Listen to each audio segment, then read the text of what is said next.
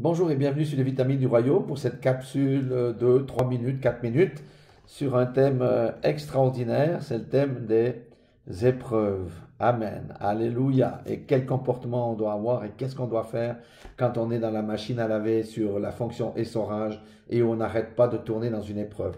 Allons dans un psaume merveilleux, c'est le psaume 66 et à partir du verset 8, il dit, peuple, bénissez notre Dieu. C'est Israël qui s'adresse aux autres peuples. Bénissez notre Dieu. Faites retentir sa louange.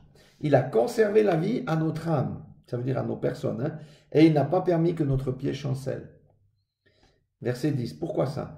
Car tu nous as éprouvés, ô Dieu, tu nous as fait passer au creuset comme l'argent. Vous savez, quand on veut de l'argent pur, on le passe au creuset, ça veut dire qu'on le chauffe à la chaleur maximale et ensuite on enlève les scories qui remontent à la surface.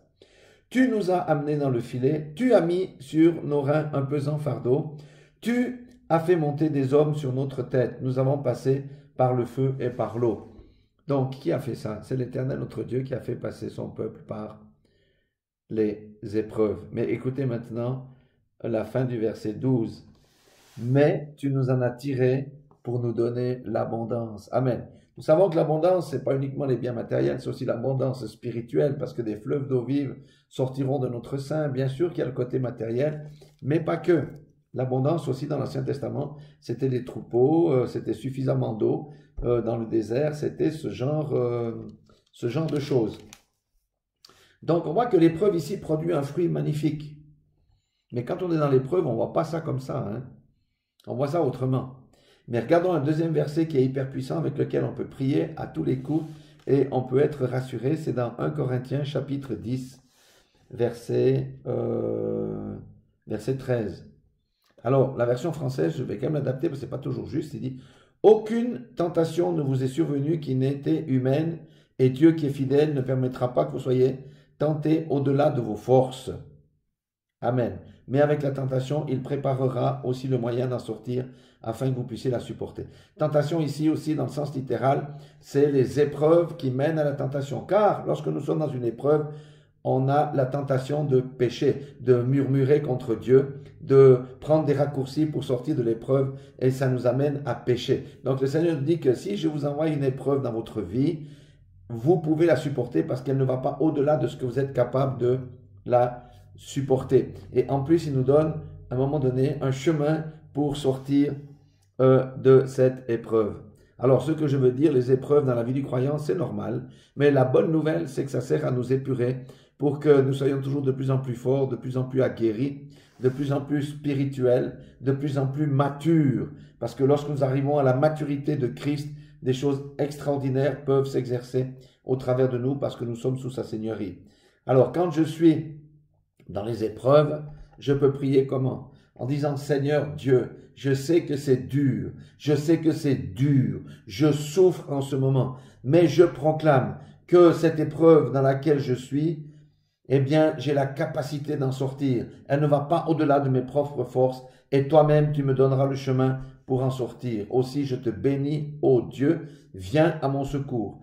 Et je proclame ces choses-là. Et le Seigneur, effectivement, va nous donner le moyen d'en sortir. Une fois dans ma vie, c'était en 2003, j'ai vécu quelque chose de vraiment une épreuve vraiment très difficile.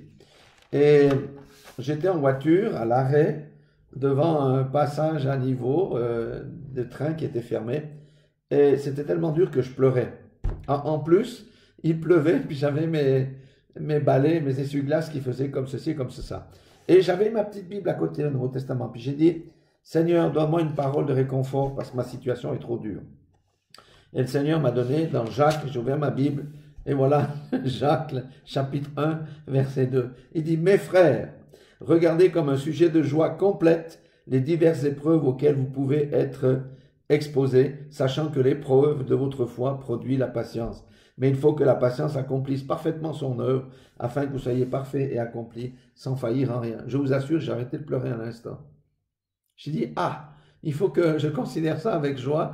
Bon, c'est dur, mais je considère cette épreuve avec joie parce qu'elle va m'apporter la patience que je n'ai pas. Et le Seigneur construit comme ça des vaillants guerriers, des vaillants disciples qui auront la capacité d'aller jusqu'au bout. Vous savez, il faut savoir un peu souffrir si on veut progresser. L'athlète qui veut une médaille d'or, quand il court le 2 km, le 1500 mètres, les 800 mètres, les 400 mètres, il souffre pour avoir sa médaille.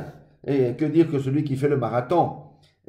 Les choses ne s'obtiennent pas gratuitement. Voilà ce que je voulais partager. Les épreuves sont tout à fait normales, mais sachez que nous pouvons glorifier Dieu dans l'épreuve. Et lorsque nous faisons, le fardeau que nous avons commence à se dégager, parce que ce qui nous caractérise, nous les chrétiens, les disciples, c'est que nous avons l'espérance. Et nous avons l'espérance dans la parole de Dieu qui dit « Je te prépare un moyen d'en sortir ».